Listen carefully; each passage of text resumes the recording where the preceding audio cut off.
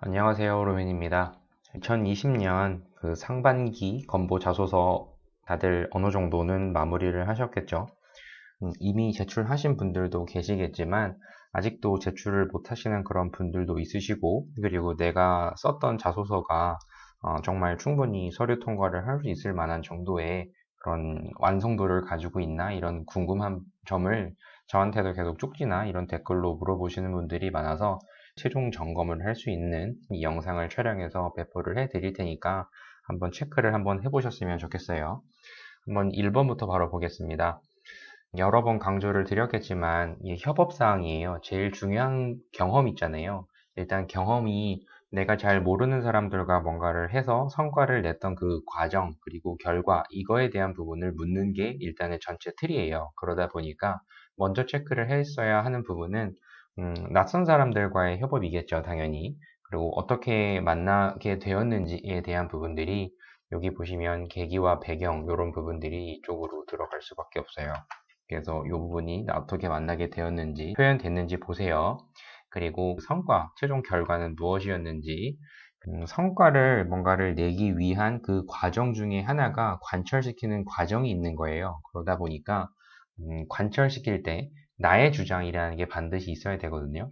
내가 상대방에게 전달하고자 하는 나의 명확한 그런 주장이 무엇이었는지에 확고하게 잡혀 있으셔야만 해요. 근거 마련에 대한 거를 먼저 사전에 준비를 하셔야 되거든요. 그 부분에 있어서 요 행동, 그 행동을 자세하게 설명을 해주셔야 돼요. 어떤 행동을 했는지, 그리고 그 이유가 무엇이었는지, 다 각각 요 내용들이 들어갔는지를 색깔 표시하시면서 체크를 해보세요. 제일 중요한 거는 관철시킬 때 내가 먼저 준비를 해야만 하는 그런 근거 마련 과정이라는 게 반드시 있어야 돼요. 그리고 그 이유에 대한 것 마찬가지. 내가 지금 이야기를 했다고 하면 상대방에 대한 반응도 예상을 해야 되잖아요. 근데 근거를 충분히 객관적으로 잘 마련을 하시면 하실수록 더 찬성이 나올 수 있는 가능성이 크겠죠. 내 의견에 더 따라줄 수가 있기 때문에 분명하게 준비를 하셔야 되는 거는 객관성 있는 자료, 그런 부분을 얻기 위한 나의 자발적인 행동, 이 부분이 반드시 담겨져 있어야 돼요.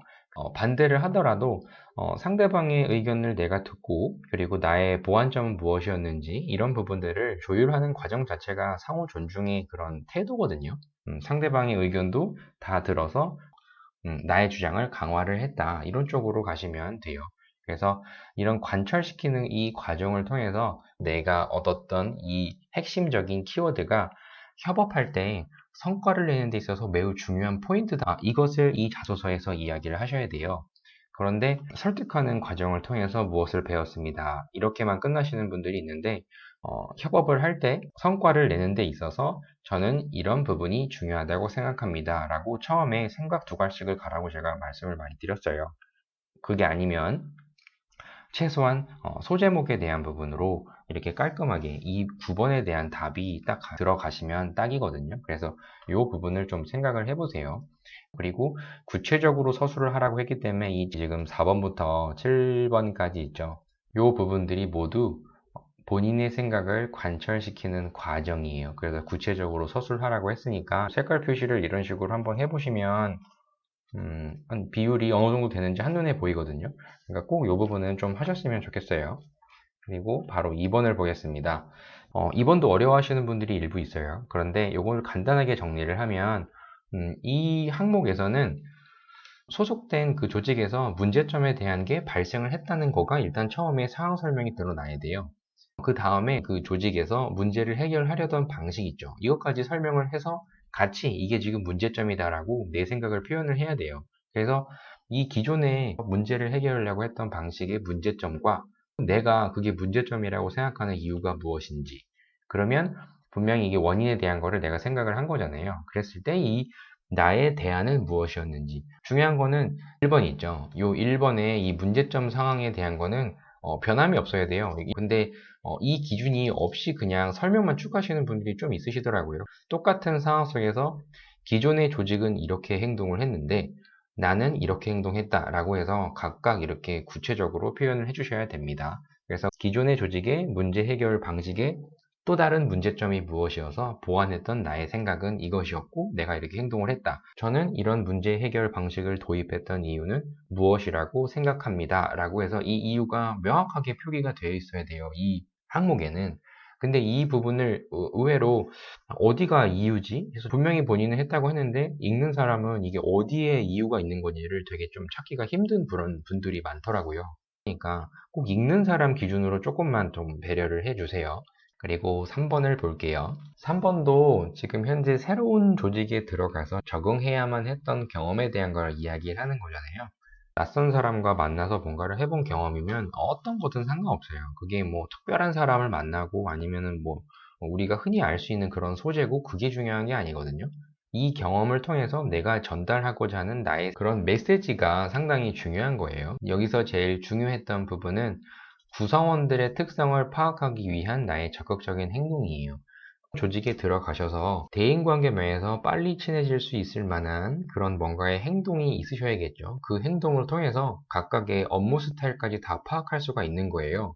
그래서 이 관점에 대한 부분을 조직의 관점에서 더 많은 거를 이 사람의 자소서만 보고 유추를 할 수 있는 그런 근거를 드리고자 한다면 저는 업무에 대한 적응력을 빨리 기르기 위한 나의 대인관계 면에서의 적극성 이렇게 표기가 됐으면 좋겠어요. 이 구성원들의 특성을 파악하기 위해서 내가 이러이러한 행동을 해서 빠른 적응을 할 수 있었다. 구체적으로 서술하라고 했으니까 좀 자세하게 설명이 되셨으면 좋겠어요. 특성을 파악해야 한 적극적인 행동들이 무엇이었지? 빨리 업무를 적응을 하셔야만 조직에게도 이득이 돼요. 행동들에 있어서 대인관계면 그리고 업무를 대하는 태도 이런 부분을 같이 평가를 하는 부분이니까 사람과 일 그래서 이 행동이 중요하다고 생각하면 또 그 이유가 무엇이었는지 이렇게 좀 생각을 해보셨으면 좋겠어요. 그리고 다시 강조를 드리지만 이 구성원들의 특성을 파악하기 위한 행동이 의외로 빠져있는 분들이 되게 많고 구체적으로 서술하라고 했는데 아주 빈약하게 한 줄도 안 되게 쓰시는 그런 분들도 있는데 이 부분을 구체적으로 쓰라고 했으면 구체적으로 쓰셔야 돼요. 건보는 이 항목들이 길잖아요. 이제 4번 항목을 잠깐 살펴보면 이렇게 항목들이 길잖아요. 이 질문들이. 그러면 이렇게 길게 질문을 물어보는 이유가 언어 문구 하나라도 지나치지 마시고 이 부분이 문장에 잘 드러나 있는지에 대한 거를 꼼꼼하게 이런 거 있죠. 간략하게 기술하라고 했는데 거의 만 두세 네 줄, 다섯 줄 막 이렇게 길어진다든지 그러면 안 돼요. 그리고 이렇게 어떤 이유로 그것을 준수하기 어려웠는지에 대한 거를 이야기를 하라 하면 왜 나는 준수하기가 어려웠다. 이런 내용이 반드시 담겨져 있어야 되는데 4번이 이 부분이 생략이 의외로 많이 돼 있거든요. 그냥 규정을 지키기 위한 나만의 노력으로만 설명을 해주시는데 어떤 이유로 그것을 준수하기가 어려웠는지를 설명하라고 했다면 분명히 그 원칙에 대한 부분이죠. 나도 힘들었다. 나도 그것을 지키기가 어려웠다. 이런 이유가 뭐였다. 이런 것들을 설명을 해주셔야 돼요. 그 부분을 빠뜨린 분들이 매우 많아요. 그래서 꼭 이게 포함되어 있는지를 꼭 체크를 해주세요. 그럼에도 내가 한 절차나 규정을 지켜야만 했던 그 이유는 무엇인지 이게 결국엔 나의 생각 어필을 하는 거거든요. 조금 더 완성도를 높이고자 하면 나는 이렇게 지킴으로써 조직에게 뭔가 이득이 됐던 그러한 결과 이런 게 뜻밖의 결과 이 부분을 해주시면은 결론 맺기가 되게 쉬운데 그냥 이런 이유였습니다 해서 마무리를 하시는 분들이 많아요. 지금 이 자소서 항목을 통해서 내가 절차나 규정을 지켜야만 하는 이유가 뭐라고 생각하는지 이 6번 항목이 있죠. 6번 항목이 결국엔 두 가식으로 들어가시거나 아니면 소제목으로 표기가 되어 있으실 거예요.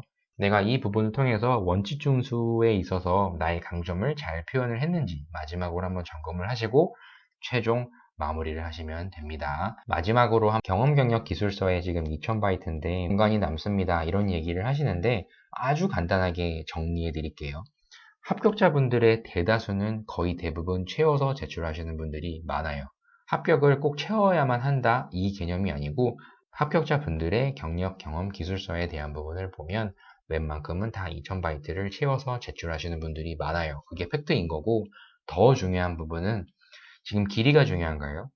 기술사 상에서 내가 맡았던 역할과 내가 맡았던 성과에 대한 부분을 한눈에 누가 보더라도 보기 쉽게 한눈에 딱 정리를 해서 잘 표현을 해주셨는지 이런 정도의 정성 이걸 하나 볼 것이고 두 번째는 각각의 그런 성과나 업무 이런 부분이 있죠. 내가 해야만 하는 그 업무에 있어서 연관성이 분명히 있는 부분을 고민한 흔적이 있는 그런 이 부분을 보는 거기 때문에 반드시 길이를 무조건 채워야 된다 이런 것보다는 내용적으로 완성도를 좀 높이는데 저는 더 초점을 맞추셨으면 좋겠어요. 누가 봐도 한눈에 요약해서 잘 정리가 되어 있다고 하면 그 부분은 잘 적은 경험, 경력, 기술서예요. 그러니까 꼭 무조건 길이가 중요한 게 아니다 이렇게 좀 말씀을 드리면서 건보 이제 최종 자소서에 대한 마지막 영상 촬영입니다. 지금까지도 힘들어 하시는 분들도 다소 있는데 조금만 힘내시고 최대한 자소서 완성도 조금만 더 높이셔서 모두 다 제출 잘 하시고 서류 합격 꼭 하셨으면 좋겠습니다. 이 영상을 지금 듣고 계신 모든 분들이 다 합격을 하시기를 저는 기원을 드리면서 필기 그리고 면접 그리고 최종 합격까지 최대한 지금 이번 상반기 건보 시즌에는 여러분들과 같이 최대한 뛰면서 도울 수 있는 부분을 계속 찾아가지고 제가 영상이나 글이나 자료나 이런 것들 많이 도움을 드릴 테니까 저와 함께 좀 합격까지 갔으면 좋겠어요. 그럼 다음 영상에서 또 뵙도록 하고 꼭 좋은 소식은 저한테 들려주셨으면 좋겠습니다. 그럼 얼른 빨리 마무리를 하시고 다음 영상에서 또 뵙도록 하겠습니다. 꼭 합격하세요. 감사합니다.